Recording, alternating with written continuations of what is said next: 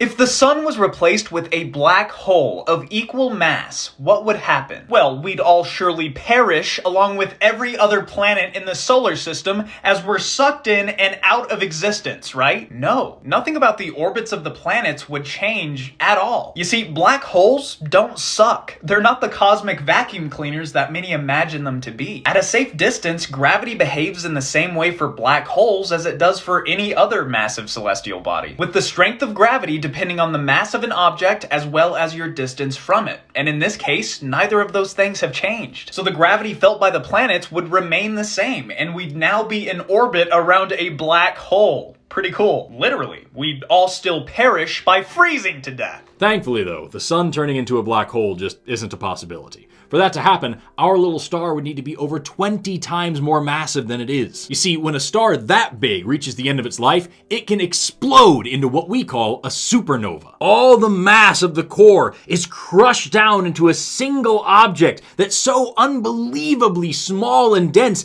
that it might even be a singularity, something that is infinitely small and dense, and that causes space-time to warp around it to the extreme. As a result, you're left with an object with such unfathomable amounts of gravity that not even light, the fastest thing in existence, can escape its pull. All we can even see of a black hole is the sphere of darkness that surrounds it, from which no light can escape. So it's not really a hole at all, it's a sphere.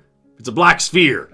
Black hole just sounds cooler. No argument here. I'm just happy to know that the sun isn't nearly massive enough to form one. True, practically speaking. Theoretically, though, anything could become a black hole. Schwarzschild? Schwarzschild. The foundation of our understanding of black holes, although they weren't named that at the time, began in 1916 when Carl Schwarzschild found an exact solution to Einstein's field equations of gravity, while fighting on the front lines of World War I. It's called the Schwarzschild metric, and it's useful for a lot of things. Not the least of which is that this nifty equation can be derived from it. Plug in the mass of any object, the other letters are just constants, and it tells you how much it'd need to be compressed in order to become a black hole. Specifically, it calculates that object's Schwarzschild radius, the distance from the center of the black hole to its edge. Which, by the way, has one of the coolest names in all of science, the event horizon, the surface of the sphere of mathematical doom that surrounds a black hole, the boundary across which nothing can possibly escape, the literal horizon of events. When people speak of the size of a black hole, they're typically speaking of the size of its event horizon. So how big would our black hole of equal mass to the sun be? Well, we can plug the sun's mass into the equation and we get a little less than 3 kilometers, 6 kilometers in diameter. So that sun replacement black hole that all the planets would be orbiting would be the size of a small town. You know what's really cool? Despite being a prediction of Einstein's most famous theory, most scientists, including Einstein, didn't think that black holes could ever actually exist. They all agreed that the math checked out, but they assumed that this was just an abstract mathematical possibility, not something that nature would ever actually allow. But as it turns out, sometimes math makes a lot more sense than even our senses, and nature is a lot wilder than even the brightest among us give it credit for. Over the decades, our understanding of the physics of stellar collapse has advanced a lot, and it wasn't long until scientists started taking the concept of black holes pretty seriously.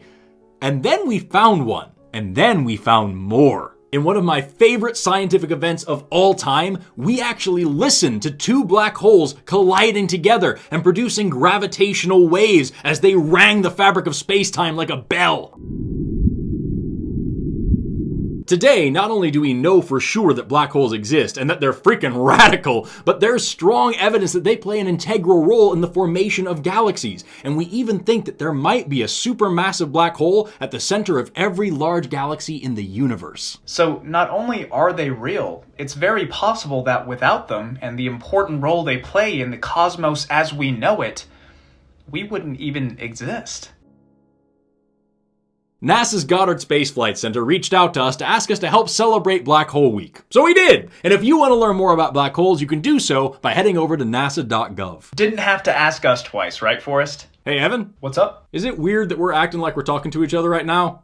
Like, people are gonna know this is edited, right? No, man. We scripted this to sound like a conversation that's happening between us. right? I'm sure it'll be fine.